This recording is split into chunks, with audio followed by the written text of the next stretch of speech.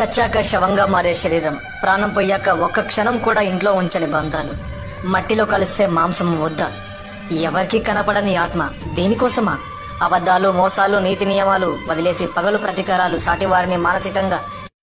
ధనవంతులు అందరూ కాకపోవచ్చేమో కానీ ఐశ్వర్యవంతులు మాత్రం కావచ్చు. అసలైన ఐశ్వర్య లక్షణాల గురించి తెలుసుకుందాము. తల్లిదండ్రులను రోజు చూడగలగటం ఐశ్వర్యం. భార్యాభర్తలు అనుకూలంగా ఉండటం ఐశ్వర్యం. చెప్పిన మాట వినే సంతానం కలగటం ఐశ్వర్యం. చక్కని ఆరోగ్యాన్ని కలిగి ఉండటం ఐశ్వర్యం. రుణాలు లేకపోవటం ఐశ్వర్యం. అవసరానికి తగినంత ధనం మన దగ్గర ఉండటమే ఐశ్వర్యం. ఏదైనా తిని అరిగించుకునే శక్తి ఉండటం ఐశ్వర్యం. మన కోసం కన్నీరు కార్చే మిత్రులుండటం ఐశ్వర్యం. 10 మందిలోనూ గౌరవించబడటం ఐశ్వర్యం.